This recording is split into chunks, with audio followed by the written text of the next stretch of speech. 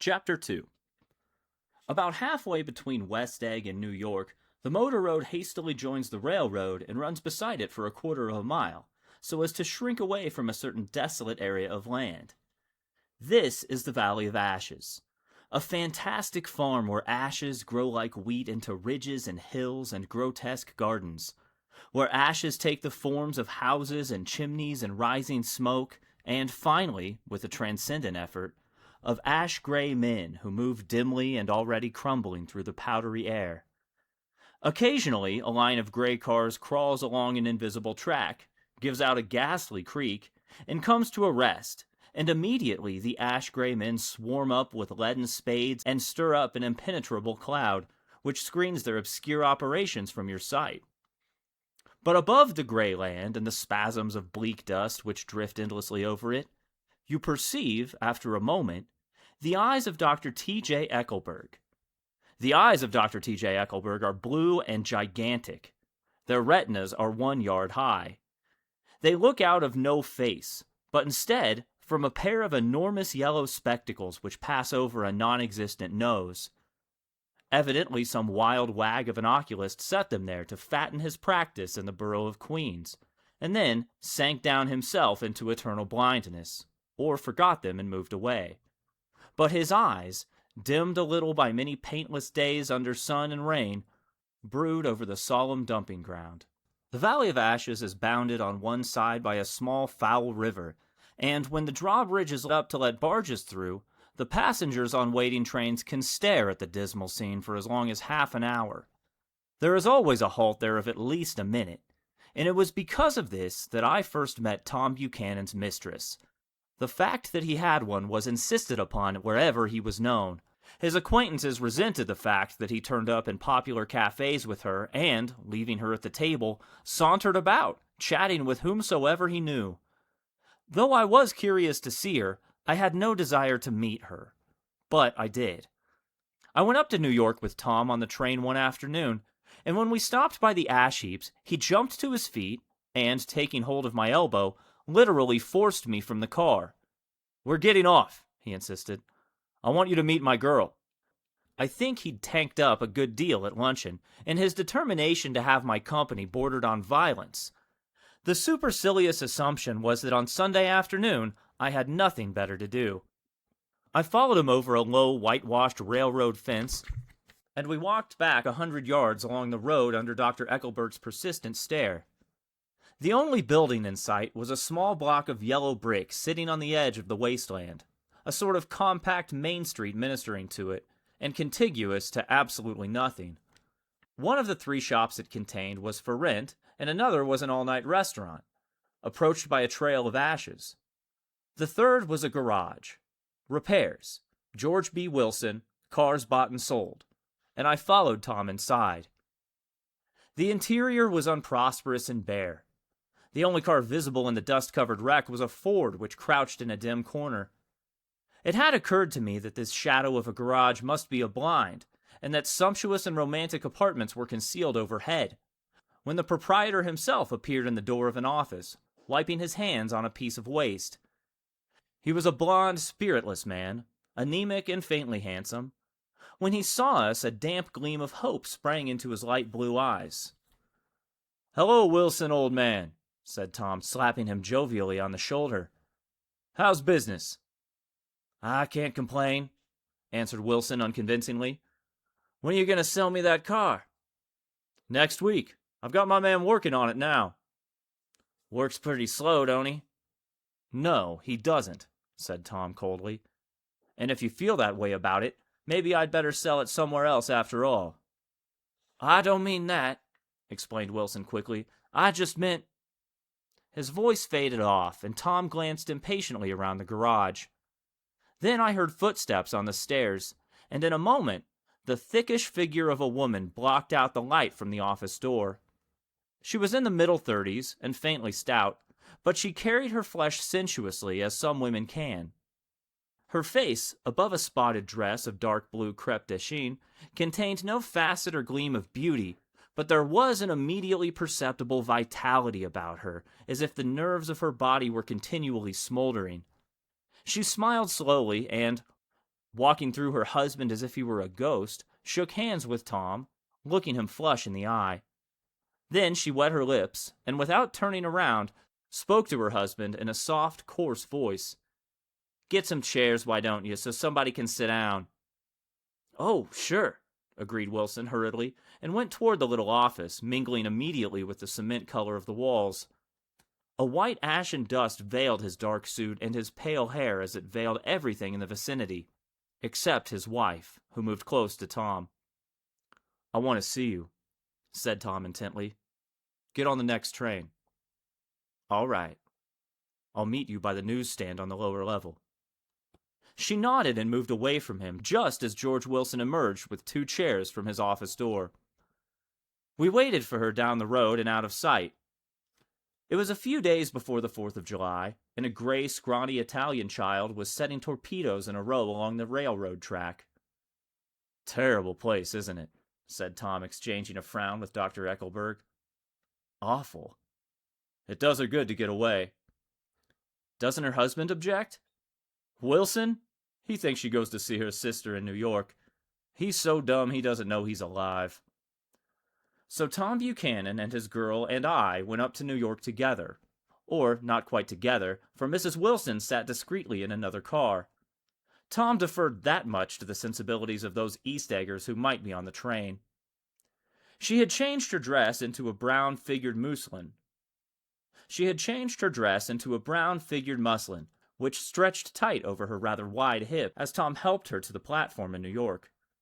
At the newsstand, she bought a copy of Town Tattle and a moving picture magazine, and in the station drugstore some cold cream and a small flask of perfume. Upstairs in the solemn, echoing drive, she let 4 taxicabs drive away before she selected a new one, lavender-colored with gray upholstery, and in this we slid out from the mass of the station into the glowing sunshine.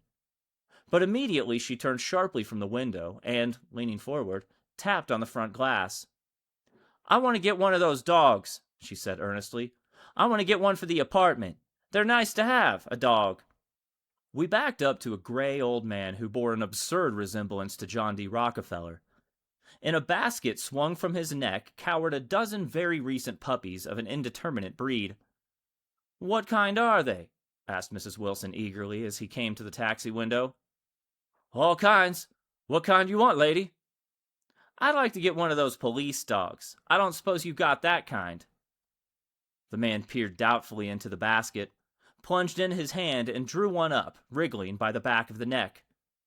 "That's no police dog," said Tom. "No, it's not exactly a police dog," said the man with disappointment in his voice. "It's more of an Airedale." He passed his hand over the brown wash rag of a back. "Look at that coat. Some coat. That's a dog that'll never bother you with catching cold." "I think it's cute," said Mrs. Wilson enthusiastically. "How much is it?" "That dog?" He looked at it admiringly.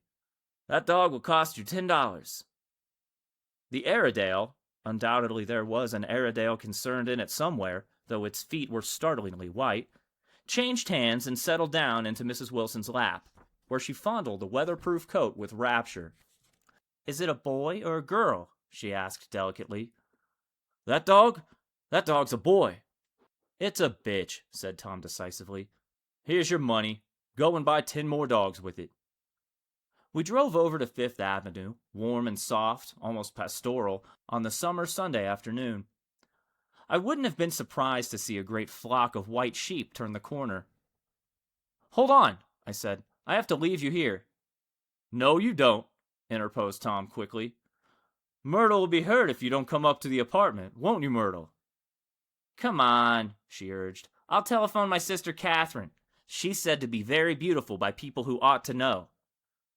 "Well, I'd like to, but—" We went on, cutting back again over the park toward the West Hundreds.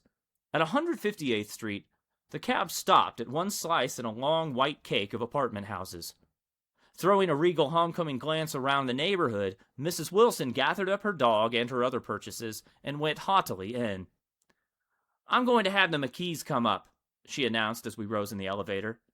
"And of course, I've got to call up my sister, too." The apartment was on the top floor. A small living room, a small dining room, a small bedroom, and a bath.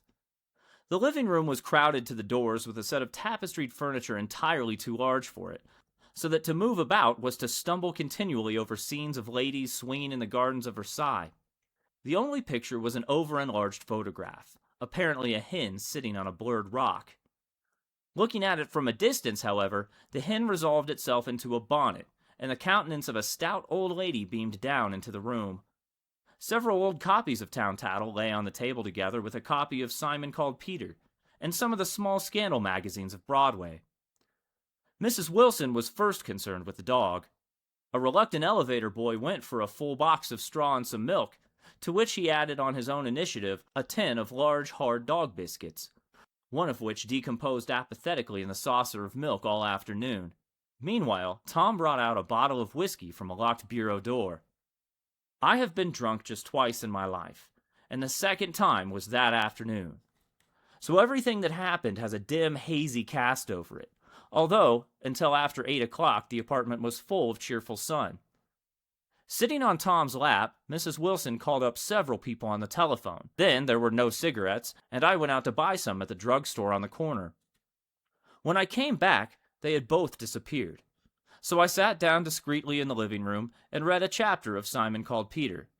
Either it was terrible stuff or the whiskey distorted things, because it didn't make any sense to me. Just as Tom and Myrtle, after the first drink Mrs. Wilson and I called each other by our first names, reappeared, company commenced to arrive at the apartment door. The sister Catherine was a slender, worldly girl of about 30, with a solid, thick bob of red hair and a complexion powdered milky white. Her eyebrows had been plucked and then drawn on again at a more rakish angle, but the efforts of nature toward the restoration of the old alignment gave a blurred air to her face. When she moved about, there was an incessant clicking as innumerable pottery bracelets jingled up and down upon her arms. She came in with such a proprietary haste and looked around so possessively at the furniture that I wondered if she lived here. But when I asked her, she laughed immoderately, repeated my question aloud, and told me she lived with a girlfriend at a hotel. Mr. McKee was a pale, feminine man from the flat below. He had just shaved, and there was a white spot of lather on his cheekbone, and he was most respectful in his greeting to everyone in the room.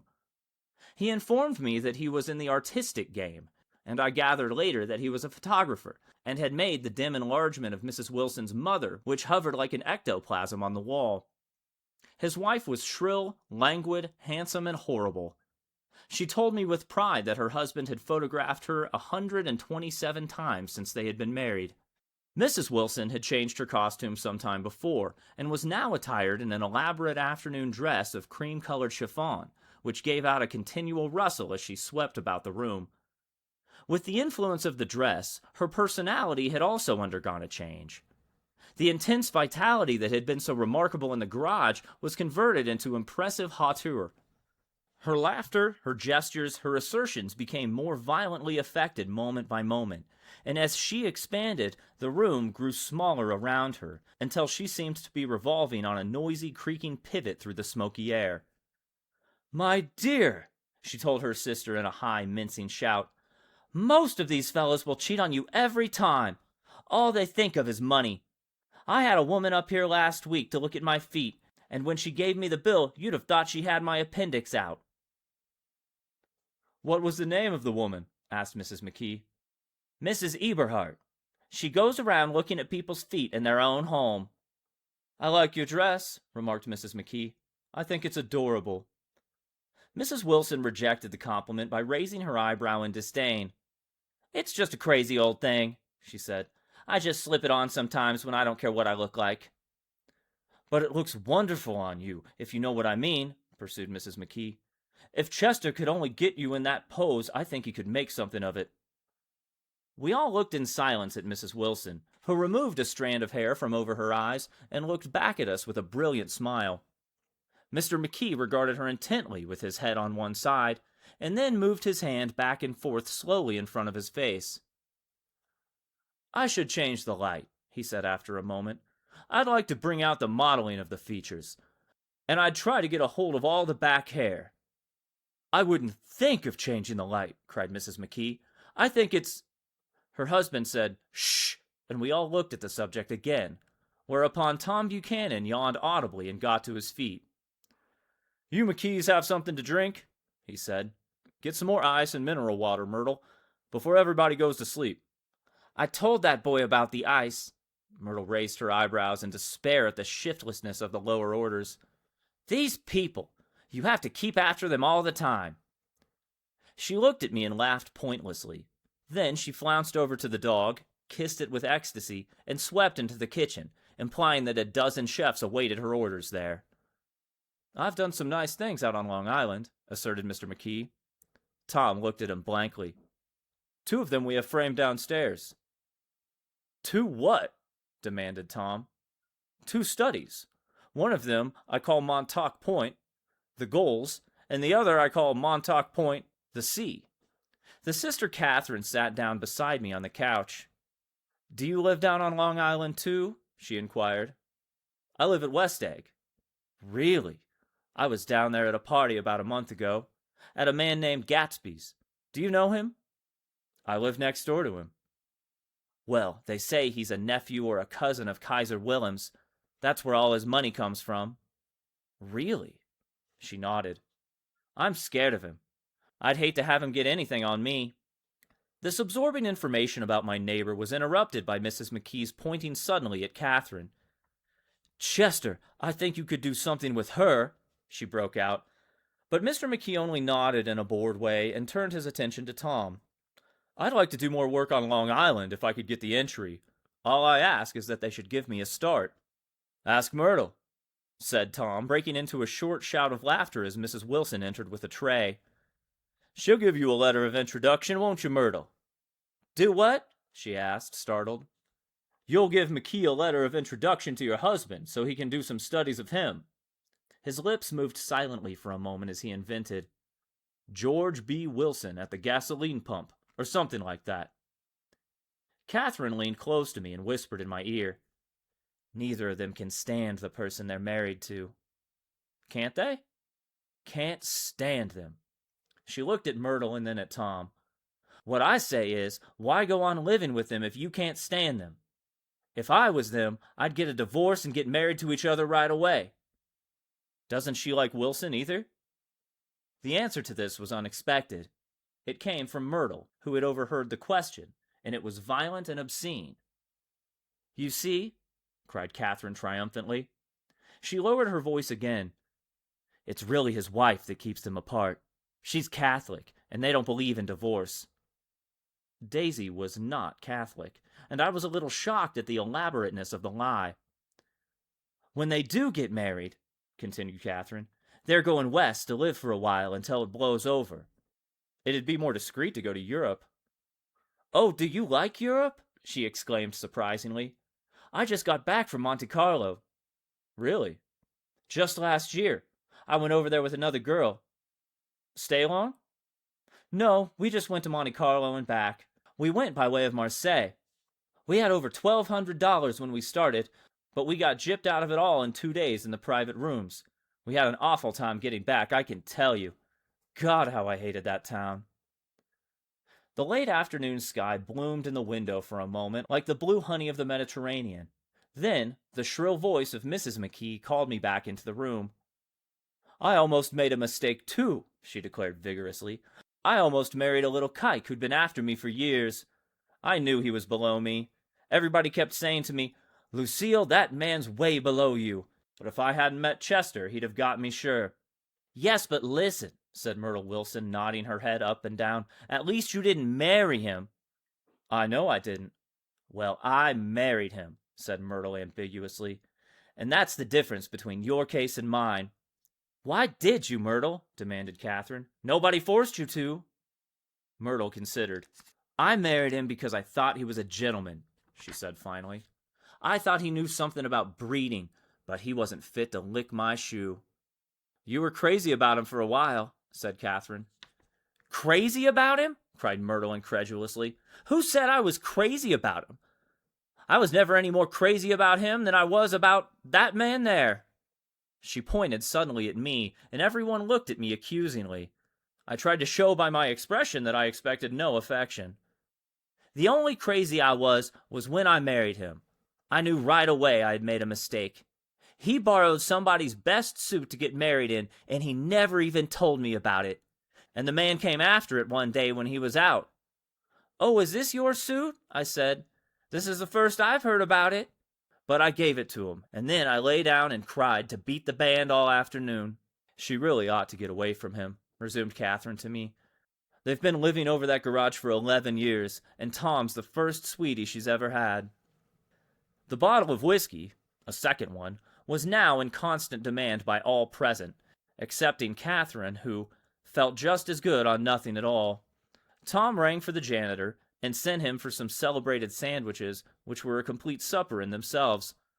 I wanted to get out and walk eastward toward the park through the soft twilight, but each time I tried to go back, I became entangled in some wild, strident argument which pulled me back, as if with ropes, into my chair.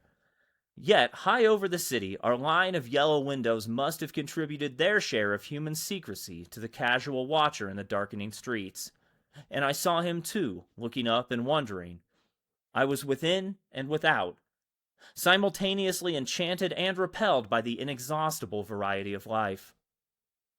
Myrtle pulled her chair close to mine, and suddenly her warm breath poured over me the story of her first meeting with Tom. It was on the two little seats facing each other that are always the last ones left on the train. I was going up to New York to see my sister and spend the night. He had on a dress suit and patent leather shoes, and I couldn't keep my eyes off him. But every time he looked at me, I had to pretend to be looking at the advertisement over his head. When we came into the station, he was next to me, and his white shirt front pressed against my arm, and so I told him I'd have to call a policeman. But he knew I lied.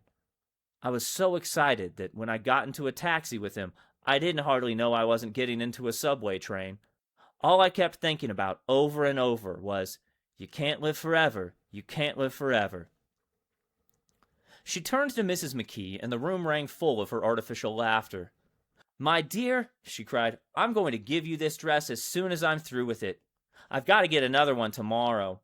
I'm going to make a list of all the things I've got to get. A massage and a wave and a collar for the dog, and one of those cute little ashtrays where you touch a spring, and a wreath with a black silk bow for Mother's grave that'll last all summer. I've got to write down a list so I won't forget all the things I got to do." It was 9 o'clock. Almost immediately afterward, I looked at my watch and found it was 10. Mr. McKee was asleep on a chair with his fists clenched in his lap like a photograph of a man in action. Taking out my handkerchief, I wiped from his cheek the spot of dried lather that had worried me all the afternoon. The little dog was sitting on the table looking with blind eyes through the smoke, and from time to time groaning faintly. People disappeared, reappeared, made plans to go somewhere, and then lost each other, searched for each other, found each other a few feet away. Sometime toward midnight, Tom Buchanan and Mrs. Wilson stood face to face discussing, in impassioned voices, whether Mrs. Wilson had any right to mention Daisy's name. "Daisy, Daisy, Daisy," shouted Mrs. Wilson. "I'll say it whenever I want to. Daisy, Making a short, deft movement, Tom Buchanan broke her nose with his open hand.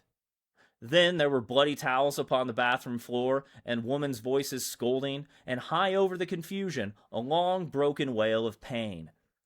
Mr. McKee awoke from his doze and started in a daze toward the door. When he had gone halfway, he turned around and stared at the scene.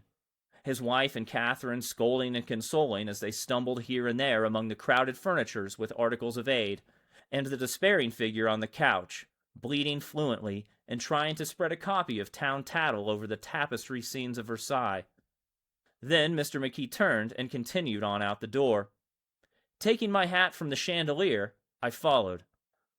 "Come to lunch someday?" he suggested as we groaned down in the elevator. "Where?" "Anywhere." "Keep your hands off the lever," snapped the elevator boy. "I beg your pardon," said Mr. McKee with dignity. "I didn't know I was touching it." "All right," I agreed. "I'd be glad to." I was standing beside his bed, and he was sitting up between the sheets, clad in his underwear, with a great portfolio in his hands. Beauty and the Beast, Loneliness, Old Grocery House, Brook and Bridge. Then I was lying half asleep in the cold lower level of the Pennsylvania station, staring at the Morning Tribune and waiting for the 4 o'clock train.